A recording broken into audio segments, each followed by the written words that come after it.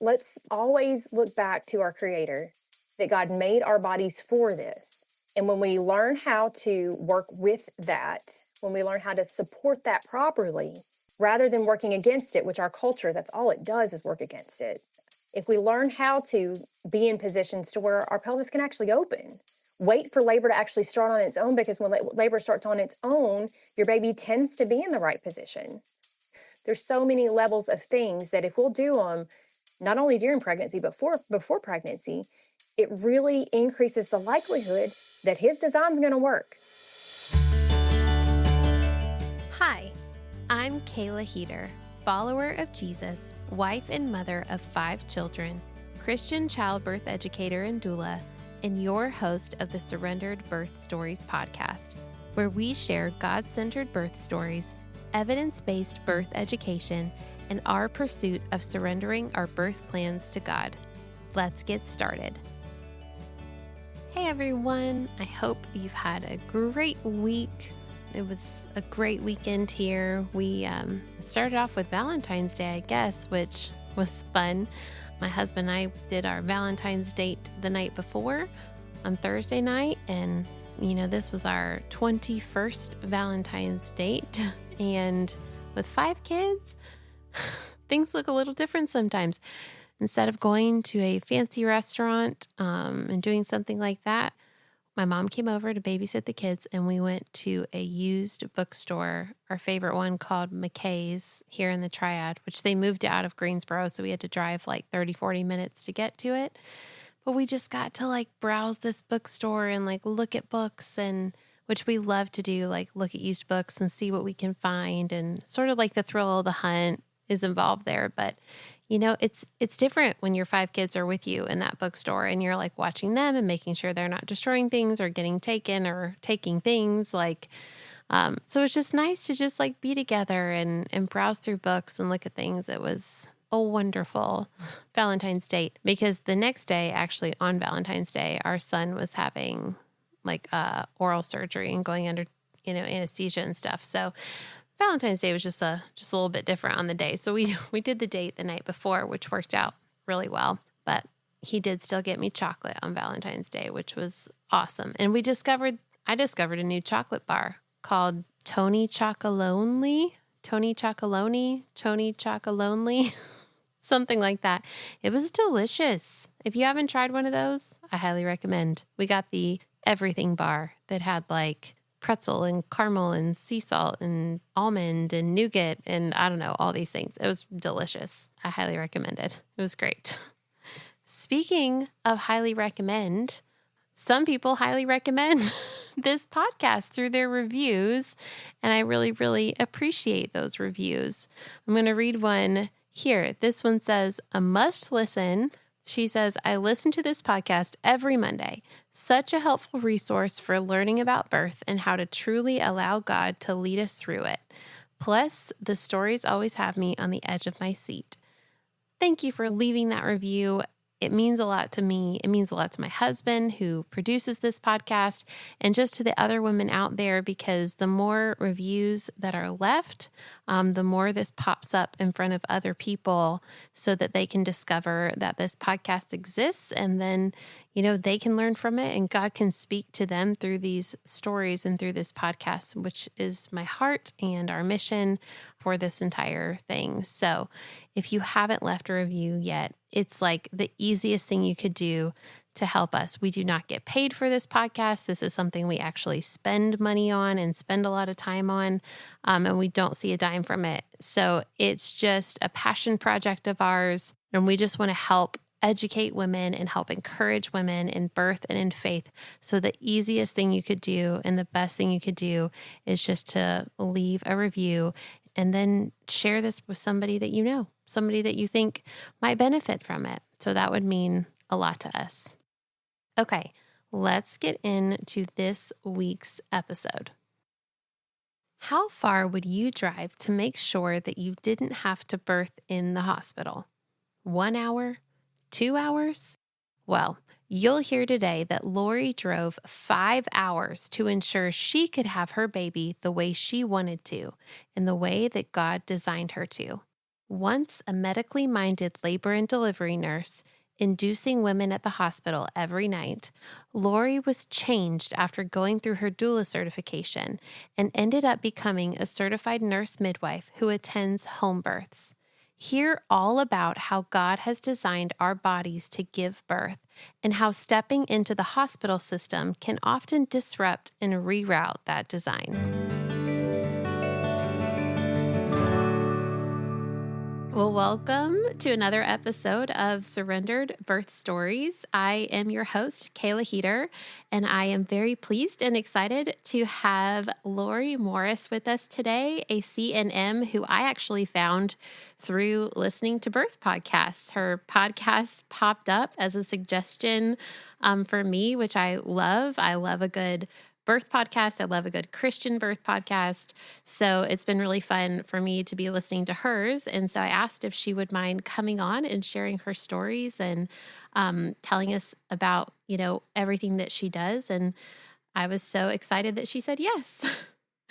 So, Lori, can you just introduce yourself? Tell us a little bit about you, your life, what you have going on. Help us to get to know you a little bit. Gotcha. Well, thank you so much for having me, Kayla. As you said, my name is Lori Morris. I'm a certified nurse midwife. I live in Livingston, Tennessee, which is a map dot. And I have I'm married and I have three children. AJ is about to be 11. Ruby just turned 9 and Abby is 7. All were born naturally out of the hospital. So got a lot of stories there. I before I was a nurse midwife, I was a nurse and I was hardcore on the medical side, thought that was the only way to go.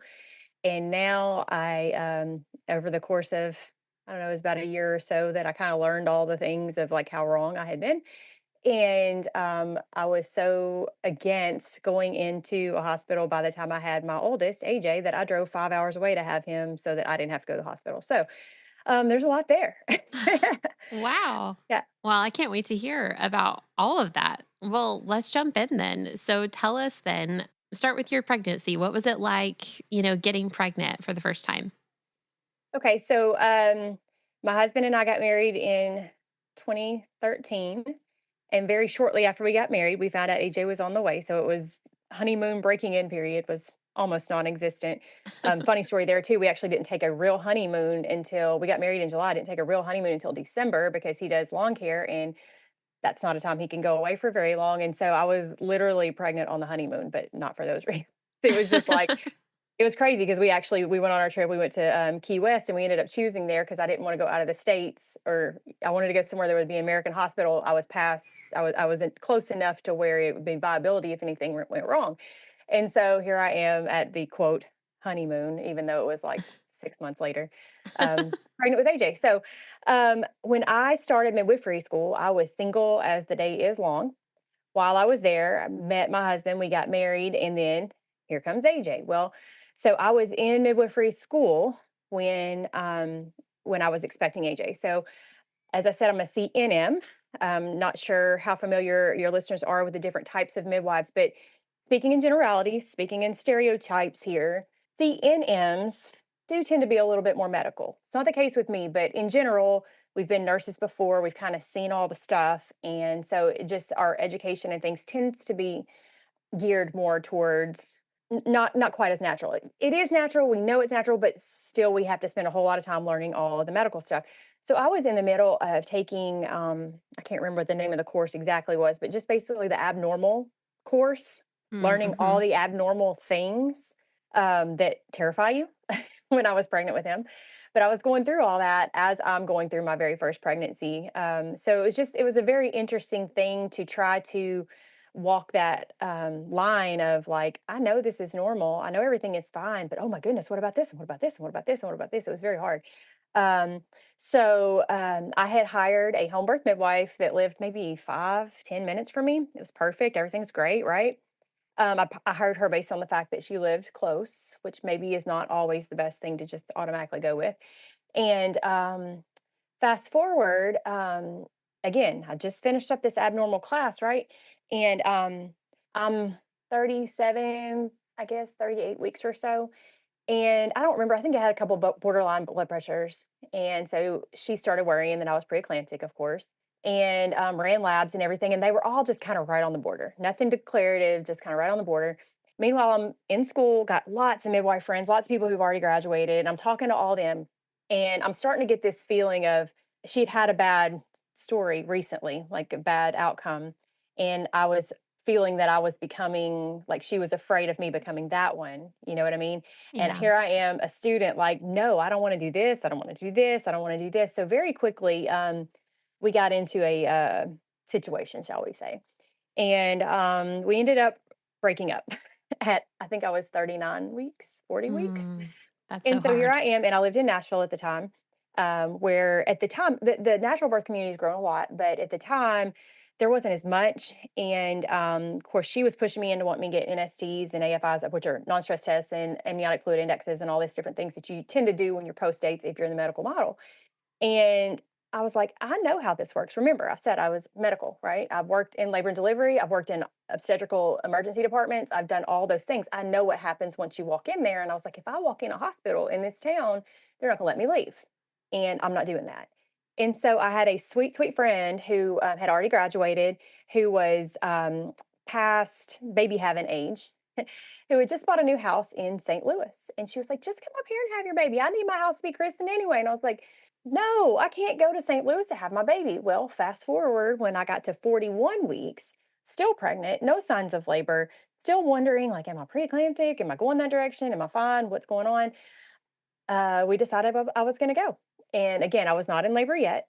But me and my mom loaded up. My husband had to work. It was the last week of March. And that particular year, it got warm enough in Nashville that year that grass was already growing. So he had to work, and I wasn't in labor yet. And it's first baby, it's going to take forever, right?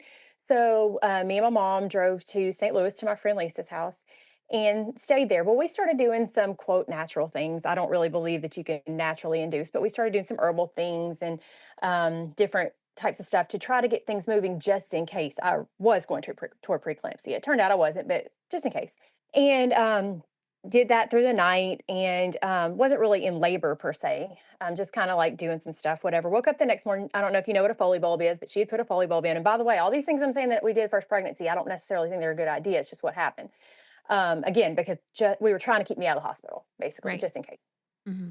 So I did Foley bulb, came out the next morning, which theoretically, when Foley bulb comes out, you should be 4 centimeters. I was 2, I think, just had a really good stretchy cervix, and I had managed to push it out when I was going to the bathroom.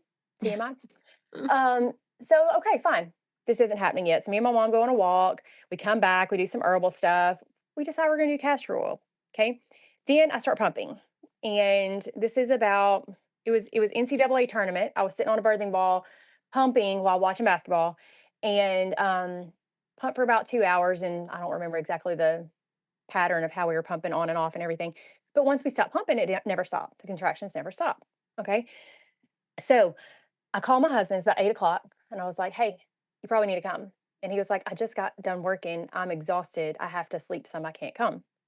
Okay, fine. So I hang up. Again, we start, I'm contracting very regularly. This baby, I really feel like it's coming, but she checks me at like 10 o'clock at night. And I'm like 3, but I'm all of a sudden I start throwing up. And I was like, what is going on? Am I just sick?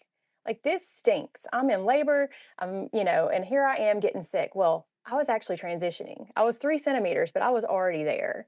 Of course, we didn't know any of this stuff, right? She offered me Benadryl to try to give me some sleep. And I was like, I hate Benadryl. I hate how it makes me feel. I'm not going to do that. And thank goodness I didn't, because I would have been dealing with that Benadryl hangover thing while in the hardest part of active labor, because that was 10 o'clock. I was 3 centimeters.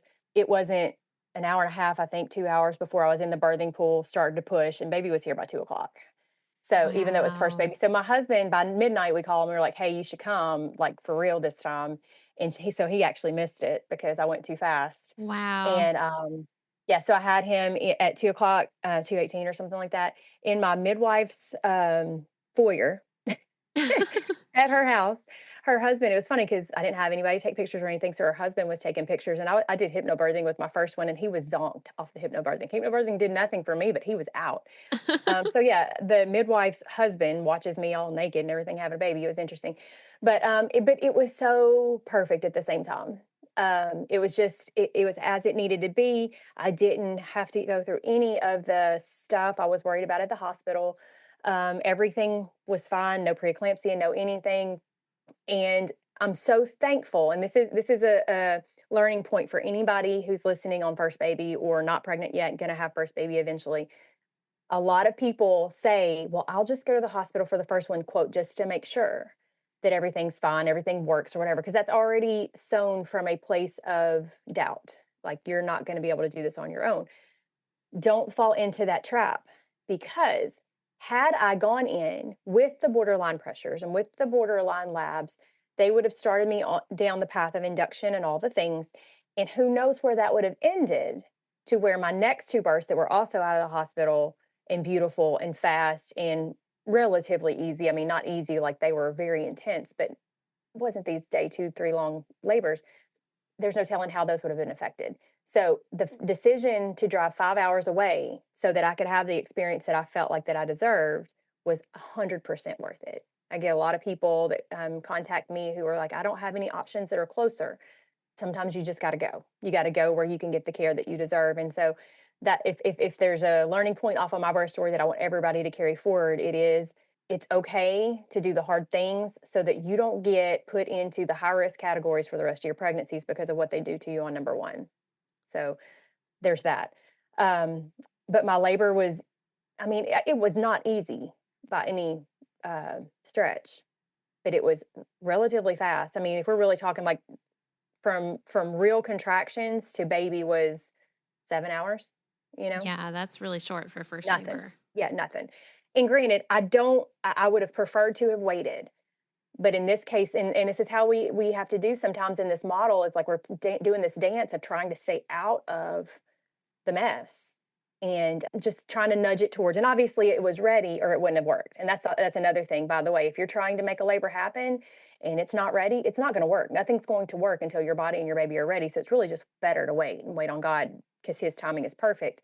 But there's nothing. I mean, it just happened. You know, that just kind of was just like the little elbow nudge to knock me into real labor. So anyway, there's a lot there. There's a lot of layers there. But sometimes you have to do hard things to get the birth you deserve, and it's always worth it.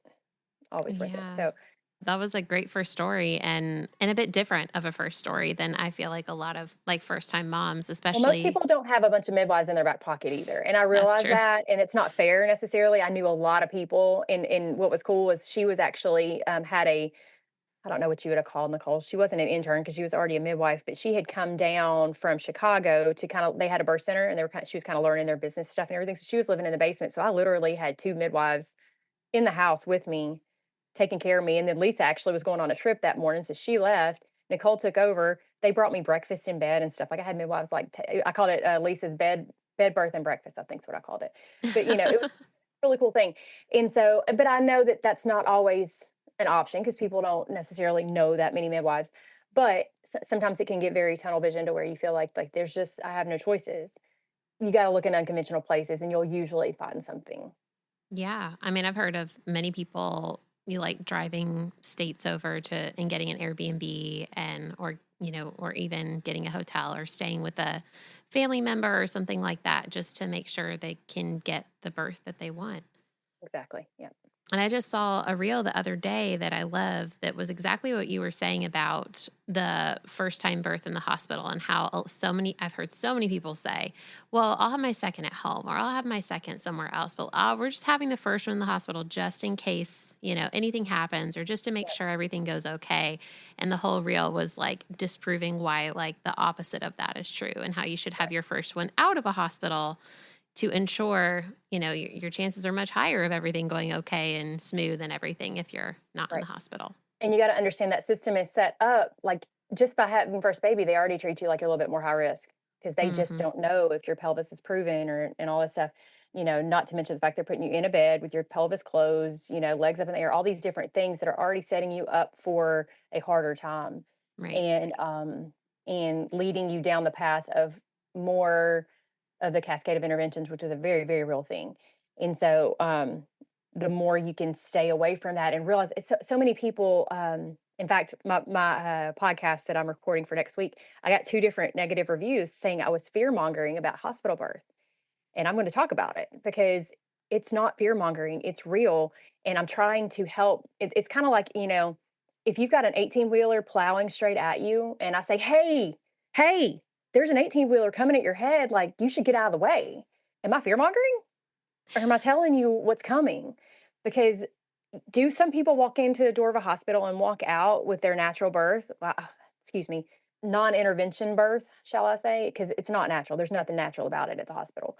But do they? Yes. But is that the general story? Usually no. Because and we know this because of how many people we hear of all the things that they happen to them, and now they're either traumatized or they have all these things that happen that now cause their next pregnancy to be impacted, and now they're high risk, quote high risk, and all this. It's a very, very real thing. It's not fear mongering. It's telling you the reality. And I know it because I was it. I Mhm. was all of it. I was the one that if you walked in with your birth plan, I'd go ahead and get out the C-section paperwork. Because Mhm. obviously you're going to end up a C-section, but was it because you were actually going to go there? Because it was sabotaged. Yeah. You see what I'm saying? And so it's real. And so, and I don't know if you have mostly like home birth, out of hospital, hospital births. And so I'm not trying to scare you. And I'd invite whoever's listening to come here while I'm in this episode this coming week about that. Because again, can you walk in there and succeed? Yes. Do you have to work a whole lot harder than you ought to have to? Yes. Mhm. Do you have to quote defend yourself, your birth plan? Yes. Can you labor effectively when you're doing all those things at the same time? No. And so it is just not set up for your success. And so as long as you can stay in a position of it's your environment, it's your territory with the right support, you're going to have a much better experience. And that's what ended up happening with me is I'm like, I'm not going to walk into this. I know what's going to happen. I know, here I was 32, which by some people's definition makes me a quote geriatric, like At obstetrical 32? geriatric. Some books say 30, some say 35, but Oh whatever. man. So I'm walking in at 41 weeks, first baby, 32 years old. I made train wrecking in their eyes. You know what I mean? And I know that if they put me on a monitor and I dare have one little variable deceleration or any little blip of anything, let's just go ahead and get this baby out. Let's just go ahead, and but that involves all the medications that I don't want to touch. And so I just found it worth the 5-hour drive. And as a result, I started with that awesome first birth to where then I had my second at the birth center that I worked at the time, because by then I graduated. And then my third finally actually at my home. So the first one was supposed to be at my home. The second one was at the birth center just because I worked there. And I was like, yeah, y'all can deal with the mess. And then the third one was actually finally at my home. And not a blip on the radar with any of them. You know what I mean? Because I did the hard things on the first one, so Well, tell us that's about that second one then. Tell us about that birth center birth and that pregnancy and that story. yeah, so that pregnancy, honestly, I don't remember a whole lot about it because I was working by then and it was a little bit of a blur, but, oh, by the way, I was still nursing my first one. Some people will wanna know, "Can you nurse and be pregnant?" Absolutely. He nursed, past when she was born. He nursed for 25 some odd months, and she was born, when he was, like, 22 months old, so I actually have, pictures of them tandem nursing, so, for anybody that has questions about that, that is a thing and you can do it, but, so I was, dealing with working a little bit. I worked, I think, PRN at that point, and plus I had a toddler and all that. So, as anybody who has more than one kid knows, the first one's all like, "Great, you remember everything, take 1,000 pictures." Second one's like, "What happened? Where did it even go?" Um, and the funny thing is, because my husband had missed the labor, the night that I went into labor, I would just be like, we were having supper or something, and I just like stop, and I just kind of close my eyes and just stop talking. And AJ, my son, would be talking to me, and I'd just be like waving him off, like, I can't talk right now, whatever. And he goes, "Are you about to have the baby?" I'm like, "No, it doesn't look like this. This is just me, getting into it." He was terrified that he was about to have to catch a baby because he knew the first one went fast and he didn't know what it looked like. Um, the night before I had my second one, my son was sick. He'd had a cold or something, and so I'd been up all night with him, and the plan was for that night, maybe the night before that, maybe it was 2 nights before. The night before, I was gonna, quote, "get sleep." Well, that night, I contracted about every 10 minutes through the night. Then daylight comes, they all stop like often happens. Then that night around supper time, they kinda started to pick up. About 7 o'clock, I was like, "I think I'm gonna go take a shower. Maybe we can think about leaving." He was like, can you go faster?" He was so scared. And the birth center was about an hour away. So I took a shower. We left about 8 o'clock. drove, and I mean, that driving an hour in the car when you're in active labor, not fun, don't recommend it. Hmm. But that was my story, and I drive that stretch of the interstate frequently, and it's kind of funny because I'm always like, okay, so right here was where this happened, here's where that happened, and there's one particular stretch where I was like, you better get there. But interestingly, I said with the first one, that she checked me at 10 o'clock, and I was only 3 centimeters, and I was like, oh no, this is going to go forever. But 4 hours later, there was a baby. When we got to the birth center at 9 o'clock at night, she checked me and I was 4. And I was like, "Oh, you gotta be kidding me. You gotta be kidding me. That can't be right." I'd been checking myself. I thought I was more than that. Yes, I checked myself, whatever. Um, but that was 9 o'clock and she was born at 11:28. So it was hard, fast. And another funny story, somehow while I was pushing, so I was in the room that had the big corner birth tub. So it was like a big like wedge shape. And I was facing away. These are my friends, by the way. The midwives are my friends. I work with them. I was facing away from her. Her name's Ashley. I was facing away from her and pushing and pushing, pushing, whatever. Well, Ruby's born. That's my middle. I turn around and apparently I had created a nosebleed. Like I had pushed so hard, I made my nose bleed. So I turn around and my face is covered in blood. Of course, I don't know it. I can't see myself. And everybody's like, whatever. But so I've got like my face is all red and my nose is all red from where I'd had to hold a nosebleed in all the pictures. Just a little funny story. Oh, and another funny story, she was born January 2nd. So this was right after Christmas, so all the snacks are around, right? And I had brought them Chex Mix that I'd made, and so I've got my husband, my mom, and 2 midwives sitting there just crunching on the Chex Mix that I brought them. And I was like, "If you don't start crunching that Chex Mix." I'd forgotten that. Ashley reminded me the other day. But, yeah, so these are the little things you remember, but, it was 2.5 hours of, like, "Okay, baby's coming," and it was great. We went home by, I don't know, 6 or 7 the next morning, and everything was perfect. I didn't tear with her at all. With AJ, I think I had a first or second or something. I remember them repairing it. My mom had to hold the flashlight because the other midwife had left, and that's kind of a funny story too. But everything was just smooth in general. No problems, no issues. And then same thing with the third. When my midwives got there, one of whom now we're kind of work together a little bit. She was a student at the time, but when they got there, I was like 3 or 4. I was like, "I'm sorry, I called y'all so early." And again, it was like 2 or 3 hours and baby's there. So, that's encouraging, I think, for a lot of times moms, they get into this whole centimeter an hour thing that's from Friedman's curve, which is a bad Hmm. study from a long time ago. It's not always like that. And everybody, you'll find when you're pregnant, everybody like thinks they have permission to tell you all the horrible things that happen to you. It's like they see your belly and it's like an invitation to terrify you from their story. And I don't know if it's from a place of, you know, I don't want you to succeed because then I might feel bad that I didn't. Or if it's just a really just don't know, like they just talk because you don't know what else to say.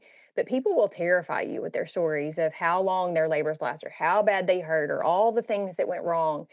It doesn't have to be that way. Now, do things happen? Yeah, but don't automatically think that something's gonna go wrong. I get really sad and kinda tired of hearing this language of, "We'll see how it goes," or "If it goes well," and I get where that comes from, and I get that if you get your hopes up too much, that then it's a big letdown. I get that. But let's always look back to our creator, that God made our bodies for this. And when we learn how to work with that, when we learn how to support that properly, rather than working against it, which our culture, that's all it does is work against it. If we learn how to be in positions to where our pelvis can actually open, wait for labor to actually start on its own, because when labor starts on its own, your baby tends to be in the right position. Whereas Right. if you start it before it's ready, your baby's probably not in the right position because it's not ready yet. And then it makes labor harder. Things like this, working with with his design for us for our nutrition, making sure our bodies are strong, our tissues are strong, and all these different things. There's so many levels of things that if we'll do them, not only during pregnancy but before pregnancy, it really increases the likelihood that his design's going to work. It's kind of like if you own a Ford truck and you're trying to run it like it's a Chevy, and like Chevy parts and Chevy dealerships and all this kind of stuff, it just isn't going to work as well as if it was somebody that really understood the make and the model of the vehicle. God understands our make and model better than anybody else does. And so we need to look to him because he made this system to work. But when we do things the way the world tells us is the way to do it, meanwhile, all those things are counter to that design. For instance, to putting you in a bed on your back, which literally makes your pelvic outlet the smallest it can possibly be. And then and it makes your baby have to fight gravity, which I don't know if you've tried to fight gravity lately, you lose every time. But we make our babies have to squeeze through the smallest pelvic outlet while going uphill. That's a little tough, you know? And it sets you up for failure. Whereas things like if you are upright and you squat a little bit, then gravity's helping your baby. Plus, your pelvis is the widest it'll ever be. God didn't make us to leg in beds to have babies. You know what I mean? Now, some people want to, they like it that way, but the whole system, all this quote wisdom, man made wisdom is just bad and it's wrong. And the more we can go back to looking to God and His design and looking to how He made for us to have our babies and to labor and all these things, the more likely that we don't have to walk into this saying, "Oh, I hope this," or "if this doesn't happen," and that. Why can't it? He made you to do this. He made women to have babies. The world doesn't like to talk about that now. We like to say, have all this feminism and women's empowerment and you don't have to have kids and all that. Okay, it's all to your detriment, but you're actually made for this. And your pelvis is made for this. And your uterus is made for this. And it's all made to work if you'll work with it. Mm. Sorry, I started ranting. I get going. No, I'm just ready to say amen because I feel like so often, I mean, we have lots of people on here sharing their stories, and my husband will say, and then I get on my soapbox and start, you know, preaching a little bit about birth. And so it's nice for someone else to do the preaching for a change, which I thoroughly enjoy. I was just at a birth a couple days ago, and it was at a hospital, and it was with an OB, and which honestly usually isn't most of the ones I go to. Most of them are with midwives or at a hospital. But the OB came in, and she was 6 centimeters, and an hour later she came in, and she was still 6 centimeters. And the OB said right away, well, you should be progressing much faster. Like once you hit 6, you should go very quickly. You should be going at least a centimeter an hour. Da da da da da. And I was just sitting there biting my tongue until she walked out of the room because I didn't want to cause, friction and tension in front of everybody. But had to gladly inform my client once the doctor was out of the room that that's actually not true. And you don't need to be like speed racing through this. And we don't know how long it's going to last. And I was explaining to her about Friedman's curve and how completely unreliable it was. And Well, and what Friedman's curve doesn't take into account as well is think about animals in nature. If you come across an animal in nature who's in labor, that animal is going to run from you and it's going to stop its labor. Or if it senses danger from any predator or anything, it can run, it can make its labor stop, and it can stop it for days, literally. Okay. Now, we're not animals, obviously, but in the same way, if a mother feels threatened, her body senses, her brain senses that this is not safe. And it's a protection mechanism against it, again, that God put in us. And so when you walk, think about what happens. You've been in your home, you've been laboring well, you think you're in labor. And as I tell you this story, I guarantee you, all of you listening, you're going to know somebody that has this story. But that you go in or they go in to the hospital and they get there and they get checked and they get put on the monitor and labor is gone. There's no contractions anymore. And you're like, I knew I was in labor. And they're like, oh, you probably just didn't know. You probably just thought you were. Meanwhile, you walked into an unfamiliar place with bright lights, with strangers asking you questions, with, maybe if you came in through the ER, the guy, puking in the corner, somebody maybe coming in by ambulance, having a heart attack at the same time. And all these things are putting your brain on alert, going, whoa, what is going on? This is not the right place. This is not the right time. And your labor goes away. And what do? They sow the seeds of doubt in you. So now you think something's wrong with you. And you go home and now you don't even believe yourself when you go into labor again. mm-hmm. And you think, well, it's probably not real this time. It's probably just fake again. It's probably not real contractions, all these things. And meanwhile, you start to believe that you really don't know your own body. And that's the whole thing. Is the whole system is set up to make you doubt you so that you go to them. Mm-hmm. And so now what do we have to do? We have to go in and we have to get augmented. We have to get our little bit of Pitocin, just a little bit of Pitocin, just a little whiff. But next thing you know, you're on like 10, 20 units. And it's all against the way that you're designed to labor, because labor needs to be quiet and dark and warm and familiar and comfortable. You need to have people around you who make you comfortable, not your mom who thinks you're crazy for laboring natural, or your sister who, you know, thinks you're crazy for doing natural, whatever. You need people who believe in what you're doing, support you in what you're doing, in a place and situation that is familiar, because your brain has to basically shut off during this process. The Mhm. part of your brain that needs to be active is an inactive the whole thing is an inactive thing. And so you have to shut off that thinking brain. When you go in and you're getting admitted and they're asking you all the health history questions and all, have you had your this and have you done that and all of that has the part of your brain turned on that causes labor not to happen. Right. And it is a physiological fact. And yet that is what you walk into, and it creates a dysfunctional environment from the start that puts doubt in you, makes you think that your body's just not going to labor, you're just not going to be able to do this. And then at 6 centimeters, the doctor comes in and checks you, which is unnatural. Then it's an hour later they come in and check you. I mean, because everybody wants to spread their legs and have a stranger stick their fingers in there, right? These things, it does things to your brain, whether you realize it or not. You may think you're okay with it, but it does affect you. And then they put the doubt again on you. There's something wrong with you. Meanwhile, you're laying on your back. You probably have an epidural. You probably haven't moved in 2 hours. The baby's head is not well applied on the cervix because you really probably weren't in labor to start with, because you got induced or whatever else. I don't know if your client did or not. It doesn't really matter. The, She the was story stands. induced. Yes. Yep. So yeah, it's almost like I've seen this before, right? I've gotten to Mhm. where I can almost predict the hour that your C-section is going to happen if you go into all this. It's sad, but that's how predictable it is.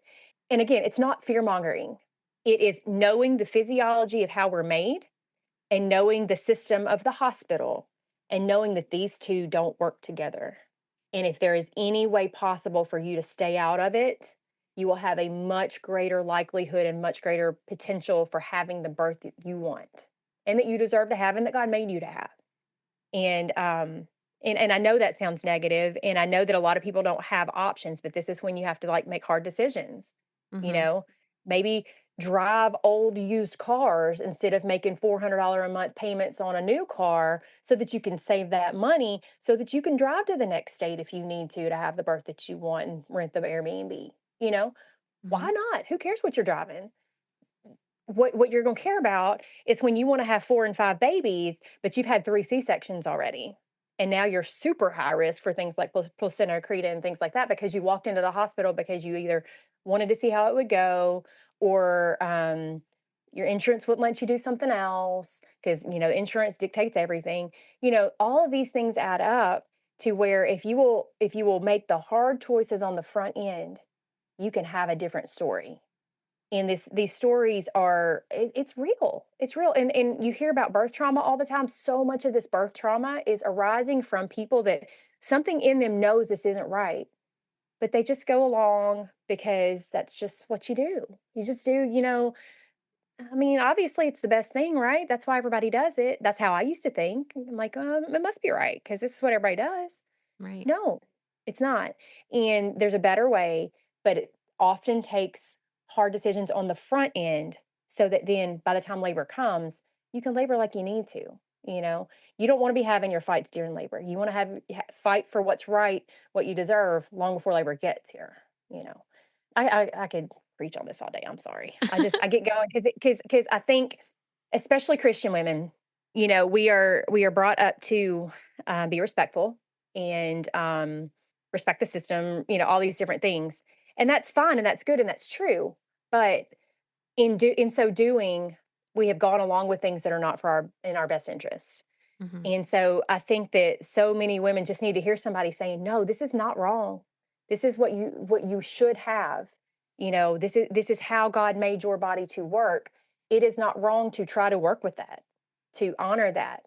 It's just tough. And that's why you got to get your people, find your people who won't make you feel crazy, who will support you and know that what you're doing is the right thing and will help you find resources and will support you in it, and then keep everybody else at arm's distance, because all they're going to do is create doubt that isn't right, but yet when you hear it, you're very vulnerable when you're pregnant, and it creeps in and makes you start doubting. So the more you can get people around you who believe the same as you do, not like just creating, false beliefs, but like, no, really, you're made for this.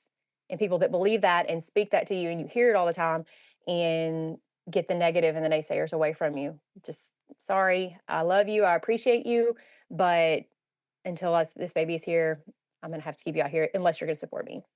Yeah, we talk about that too. I tell my clients about setting up very clear boundaries with people who aren't Yes. supportive of Mhm. their birth plan. It's like you don't have to cut them out of your life, but now is not the time to have them around, Yes. you know, Yes. while you're preparing for the birth that you want. Yes. So I'm curious to know, what was the turning point? What was the thing that changed you from like a super medically minded nurse to a super naturally holistically minded midwife? This could take the whole. Uh, I'll try to make it short. So I was in the military. I was a nurse in the Navy and learned all of my labor and delivery skills, all those different things while I was there. And there were midwives there, but they were mostly like mini OBs for the most part. They were functioning that way. But my time in the military was good. Learned a lot, but didn't love working for people that I felt did not deserve their positions. Shall we say?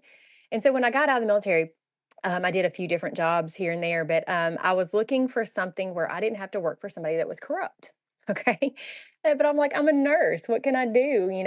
And so I remember I checked out a book from the library and I can't remember what it was called, but it was something about, different jobs you can do or whatever. And I'm flipping through it and there was a page in there for being a doula. I was like, what is that?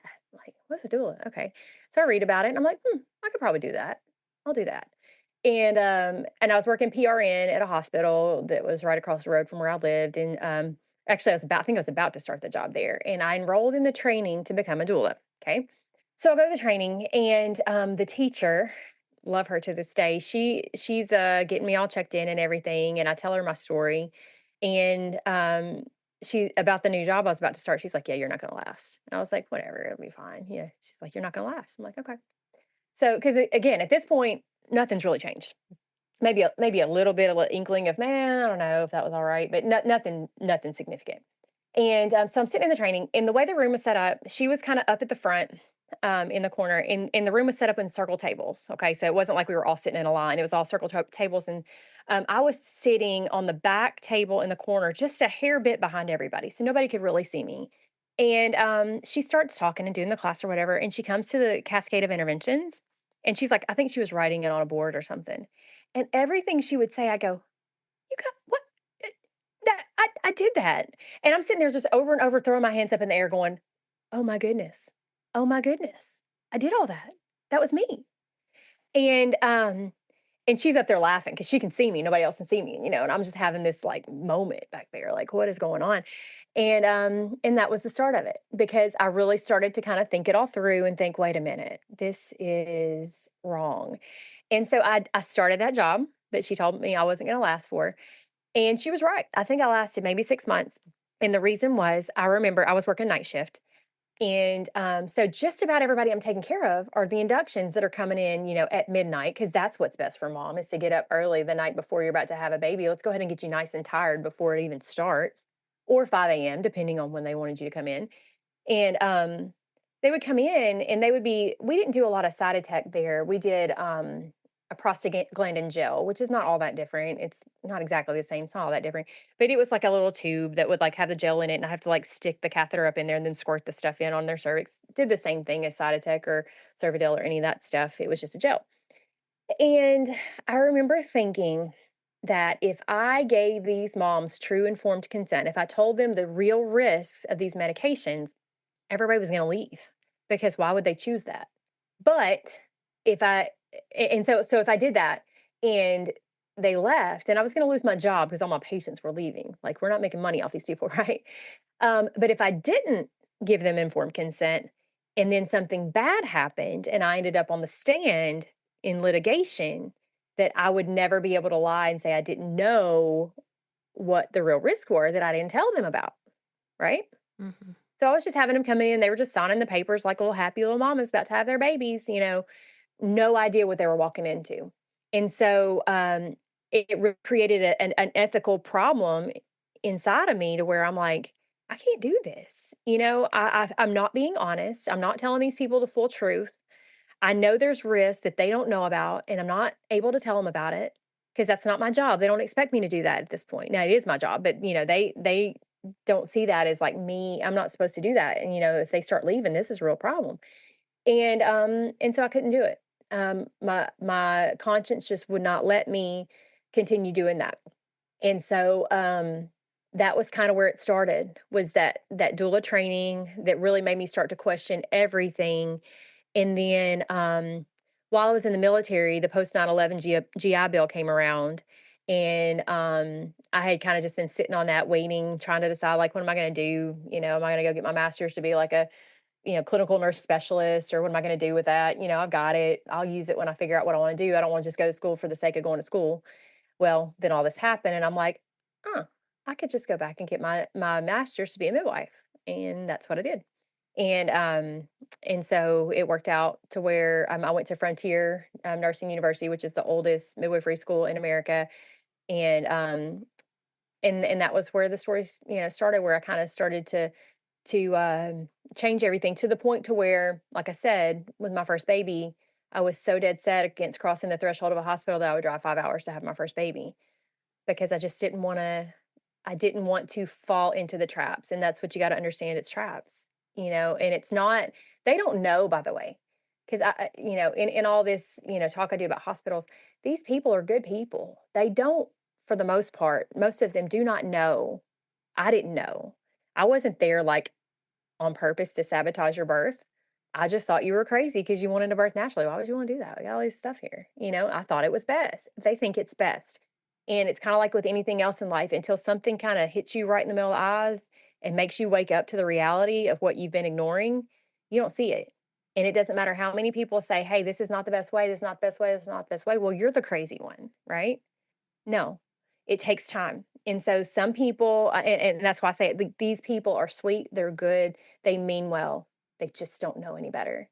And that's another reason why you can't just blindly trust the system, because the system, the masterminds behind the system, no. The nurses who are hooking you up to the monitors, they don't. They really do believe they're there to help you and to keep your baby safe. And they don't know any better. And so always remember that. But in remembering that, remember that you have to recognize it and advocate for yourself and stay out of it if you can possibly do so. And let me just say a little blurb there real quick. This whole high risk thing. There is this thought that once you have some label that makes you high risk, oh well, it's over now. I have to walk into this and do it all. That's not true. If you have a situation that makes you, that it's been determined the safest place for you is to give birth in a hospital, that does not mean you have to give in to everything that they want. That just means you need to be in a place where the resources are there if you need them. Okay. Now it takes the advocation for yourself. Is advocation, is that even a word? Advocacy, whatever the, sorry, made up word there. But you need a doula. You need family that supports you or friends that support you, so that when the labor happens, you're not having to answer all the questions and advocate for yourself. But, let's say, for instance, you've decided, or you had a C-section with your first birth, and you can't find a midwife who will take care of you at home. And it's in your area, the only choice is for you to give birth in a hospital. Okay. That doesn't mean you have to be induced. That doesn't mean you have to be on the clock. And by the way, no thank you is a complete sentence. If they say, you know, we think you need a C-section, okay. What happens if we don't? Oh, well, your baby might die. Okay, but is that a definite? Are there other things that could happen? Push back on them, because then they'll start stuttering. They have nothing because they know they're playing the dead baby card or the scare card or whatever. They know that.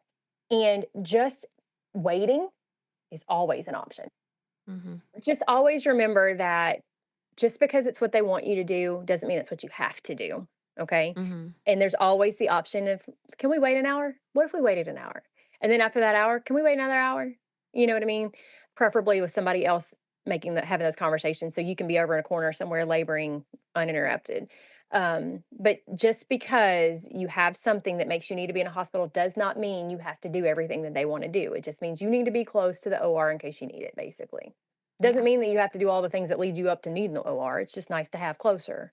Yeah. Um, so don't let them scare you into it. Get other opinions, ask what happens if we do wait. or, we think that we ought to break your water and put some internal monitors on you. No, thank you. Mhm. I appreciate your opinion. I know you want what's best for me, but I've decided that's not what's best for us. Mhm. Period. You know what I mean? It really can be that simple. No, they're not going to like you. No, they're not. And That's that's on the them. You know what's gonna happen after you leave? They're gonna forget you. But you know what's gonna happen to you after you leave? If you give in to all these things, you're gonna be the one with the traumatic story who is hard on yourself, and you think that you didn't stand up for yourself hard enough, and you beat yourself up about it for years. Mhm. Meanwhile, they don't even remember your name. So you do what's right for you, they're gonna forget about you. And that's what I try to let my clients know, because I'll hear a lot of times, well, it doesn't really matter. Like, we have a healthy baby and a healthy mom, and that's all that matters, Mhm. quote unquote. And we have the rest of our lives to be with our baby. So, like, it doesn't really matter how the birth went. But that couldn't be further from the truth. They don't realize the impact that how their birth has unfolded and how they were made to feel during their birth in like directly impacts their launch into motherhood, which will directly impact like the coming years of parenting their children. And it's not just a one day, one time thing that you forget about and it doesn't ever affect you again. Right. As Dr. Stu says, we've gotten to be friends over the last year and a half. I don't know if you watch, I listen did. to I listened to those. Those were Birthing great. Instincts.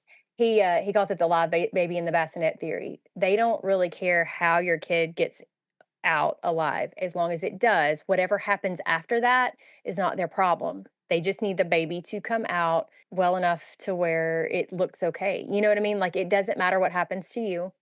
It doesn't matter what happens to the baby later. It's live baby in the bassinet. That's all they're concerned about. That's true. Because that's transferring the risk or the liability off of them. As long as the baby's in you, it's on them. You Mhm. see what I'm saying? Yep. And that's how they see it. Even if you were making your own decisions and owning your own decisions, it's we got to get this kid out. We got to get this kid out. We got to get this kid out. Because once the kid's out, it's no longer their problem. Yep. And it's really that like it's like a machine. So you just got to remember that. And what you said is so right. Like, it when they can sow the seeds of doubt from before the baby's even born, that your body doesn't work, that you can't do this on your own, then what does that lead to? It leads to you seeking the system for everything. You can't Mhm. breastfeed. I can't make enough milk. I just need a little bit of this. I just need a little formula. Going to your doctor to ask them what things you should put in your baby's body because you already doubt your body's immune system to do what it's designed to do.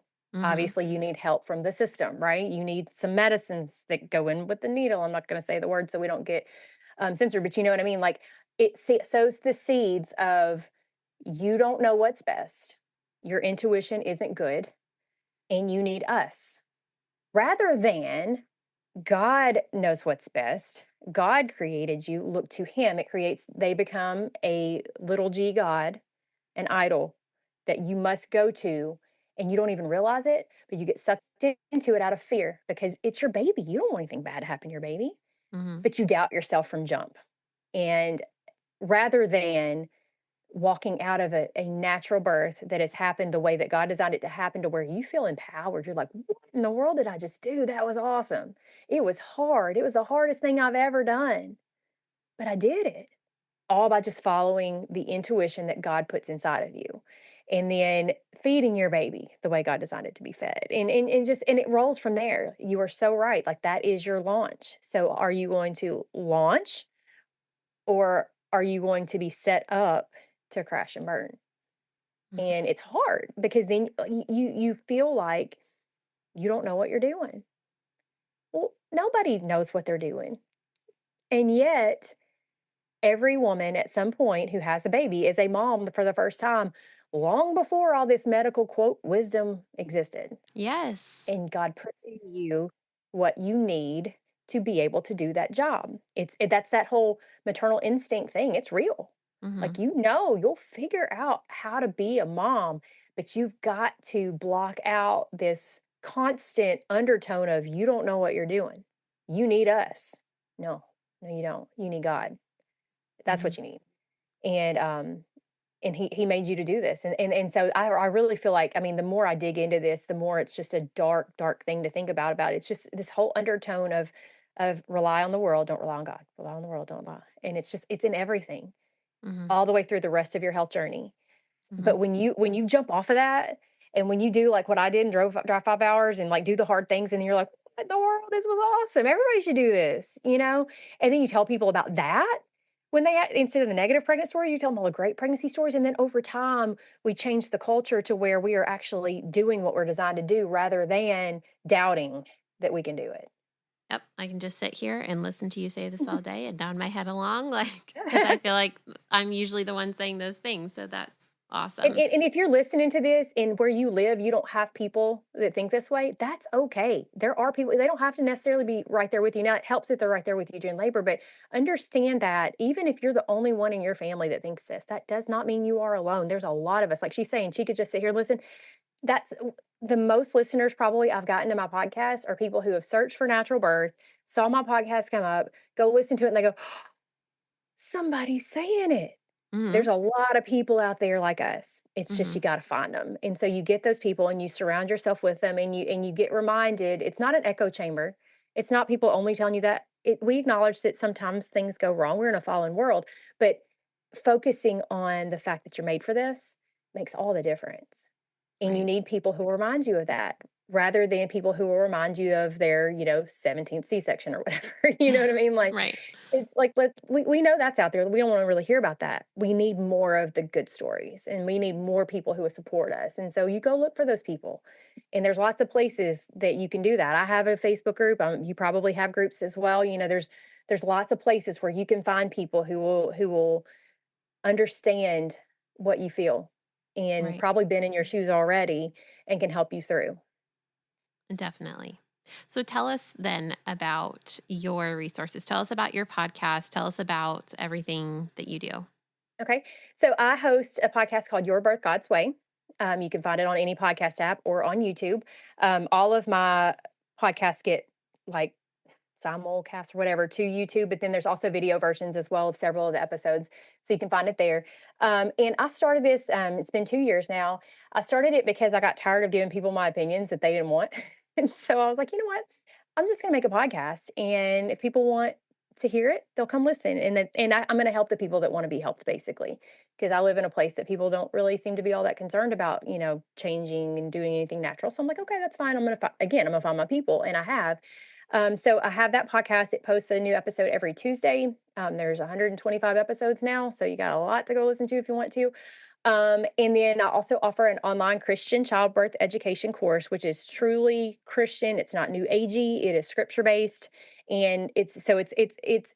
If there's another course out there like this one, I haven't seen it because it has the reality of the hospital system in it, so you understand it, while focusing on that godly element that he designed us and working with that. And like one of the big things I focus on is keeping yourself low risk so that you don't have to end up in that. You know what I mean? Like the things you can do preconception or during pregnancy. And by the way, if you're not pregnant, you can still take it because it's good to have this information as early as possible. But the nutritional things so that your body is healthy and strong, so that you stay low risk. The things you need to do with your body as you get closer to the third trimester and closer to birth, so that your baby's in a good position, so that you're low risk, so that your labor's not so long and hard. Different things like that, and then we go all the way through to pregnant. I mean, to breastfeeding and postpartum and all that kind of stuff.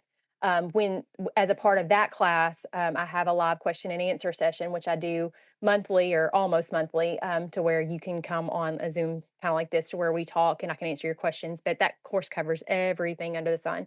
I also have a home birth prep course, which is not about the birth element so much as the preparing your mind and your home for a home birth.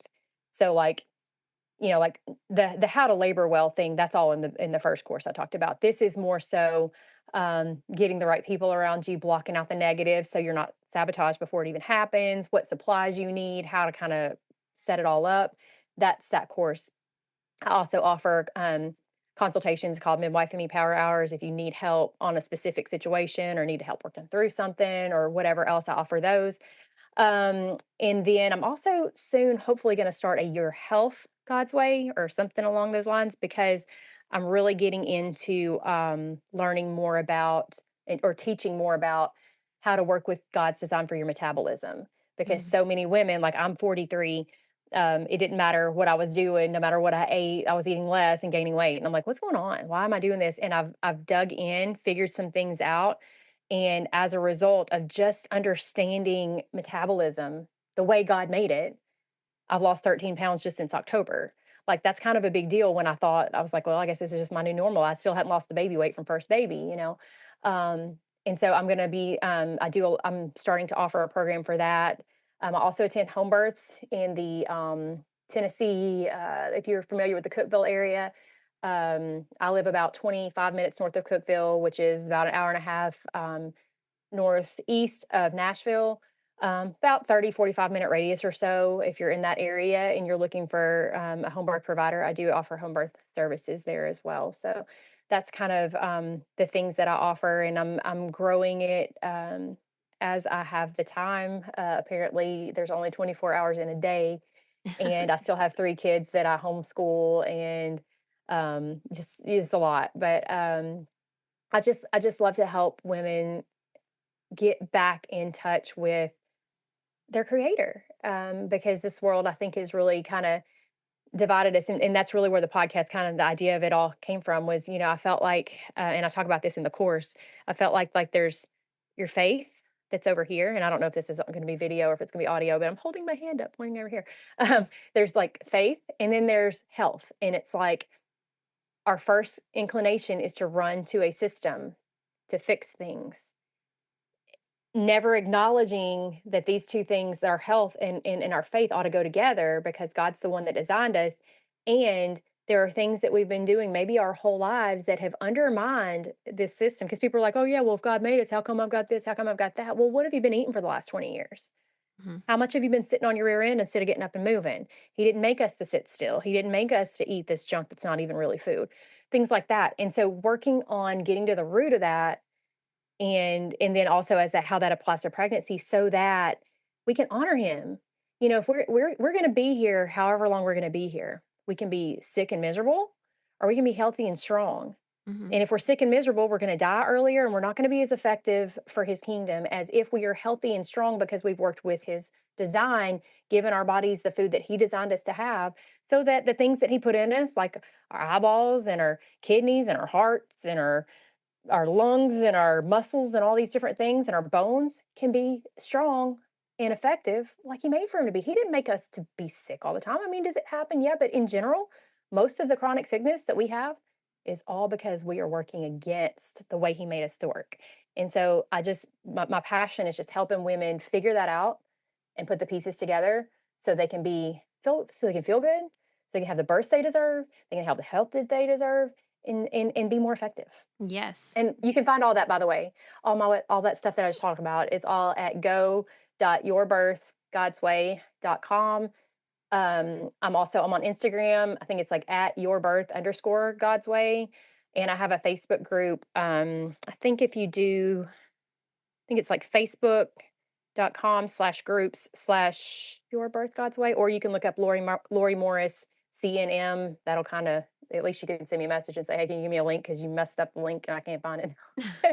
I'll help you find it. But yeah, that's where I'm at, and that's what I do. And I just appreciate you having me on, and I hope that your listeners have learned something and have been reinforced in knowing that, the gut feelings that you have are they're not wrong. You just got to have the right people around you to remind you that, yeah, you're right. You're right. You're just trying to tune into what God has put into you to do. And the world is telling you, no, you can't do it. You can. You can.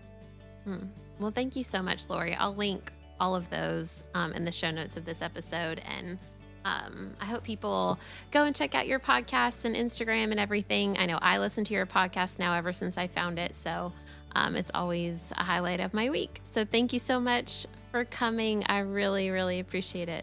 That's so encouraging to me. It really is. And I'm just so glad that I could come on. Thank you so much for listening to today's episode. You can reach me at Surrendered Birth Services on Instagram, or email me at contact@surrenderedbirthservices.com. Be sure not to miss an episode by hitting the follow button. Also, we'd love for you to leave a written review of the show, so that more people's births and lives can be changed by the love of Jesus and the empowerment of accurate birth education. If you really enjoyed this episode in particular, please take a screenshot of it and post it to your Instagram story, tagging Surrendered Birth Services. If you would like to be a guest on the Surrendered Birth Stories podcast, please click the link in the episode show notes to fill out your interest form. Also, if you're interested in taking my childbirth classes, birth consultations, or having me as your birth doula, please click on the link in the show notes to take you to my website for online and in-person options. Just as a reminder, this show is not giving medical advice, so please continue to see your personal care provider as needs arise. We hope you have a great week, and remember, learn all that you can, make the best plans, and then leave it in God's hands.